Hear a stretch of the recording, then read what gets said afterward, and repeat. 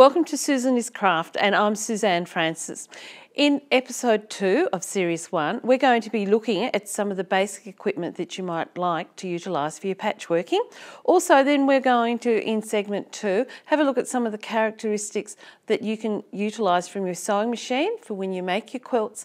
And then in our third segment for today, we're going to look at constructing a Dresden plate, which is a great block to utilise for utilising your scrap fabrics. And also, as you can see, this one has been actually made out of segments from gentlemen's ties. So it's a really good fun block to look at.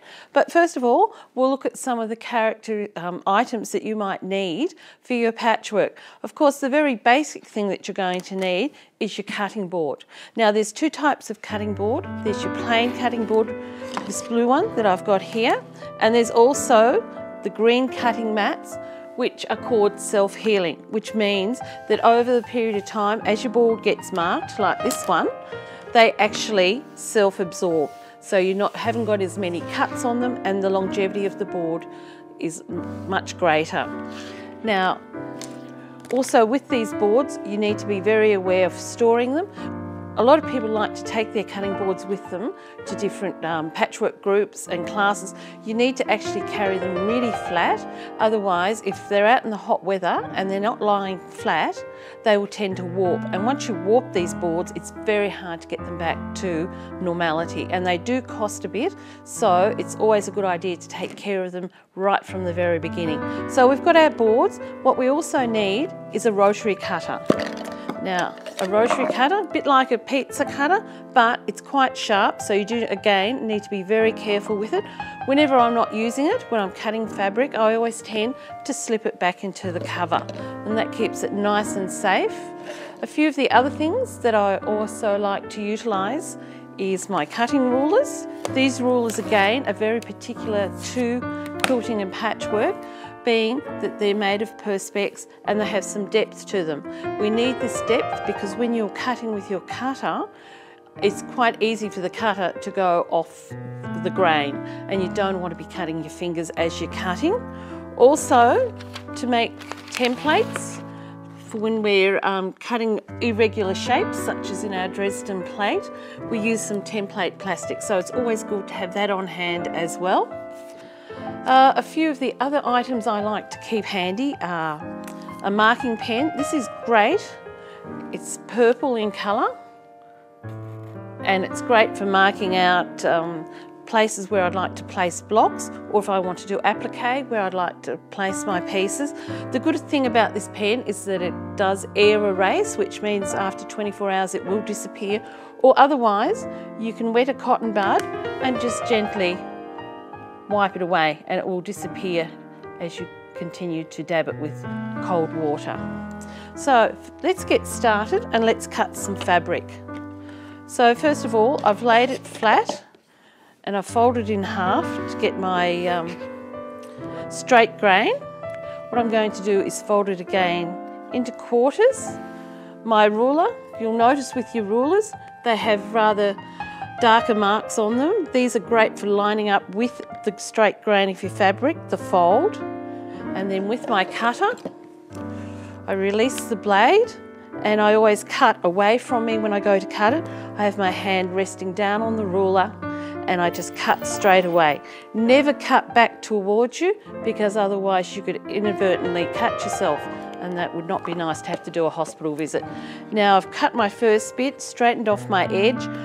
Because it's 4 layers of fabric, I really don't want to pick it up and disturb the lay of the fabric.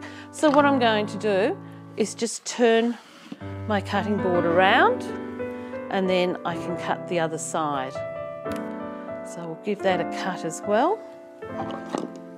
Again, releasing the blade of my rotary cutter and just cutting. So we've got our straight sides.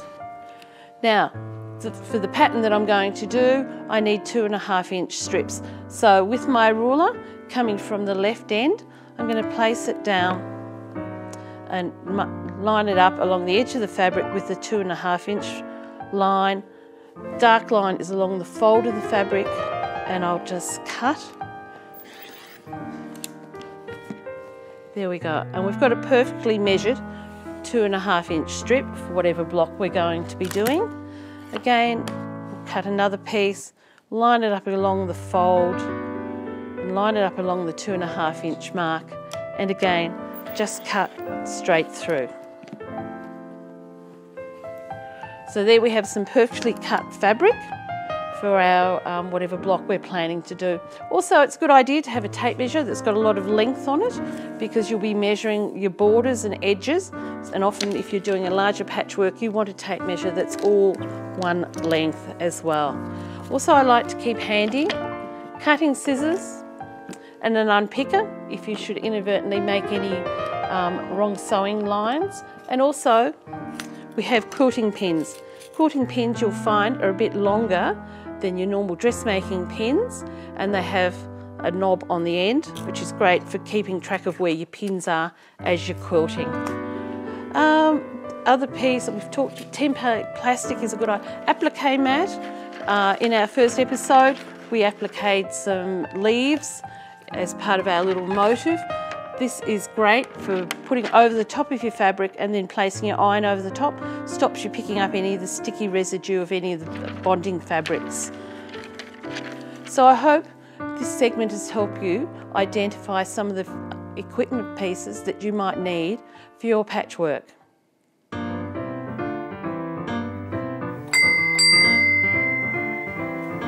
Now, just a quick tip that might help you when you're actually hooping up some fabric. What you need to do, and you'll need the fabric to be drum tight so you can do your applique work. We'll just pop the fabric into the hoop to start off with, and it's always very hard to get that fabric to a drum tightness, and sometimes we might have arthritis in the wrist or in our fingers and we can't quite get it as tight as what we like. So what is always handy to have nearby is a screwdriver. So we'll tighten it up as tight as you can, then pull it so we don't have any wrinkles in our ground fabric, and then with our little screwdriver we just keep tightening it up until we've got it nice and tight. And this way, this will save any aches and pains in your wrists and in your fingers. So do try to remember to add a screwdriver to your list of equipment.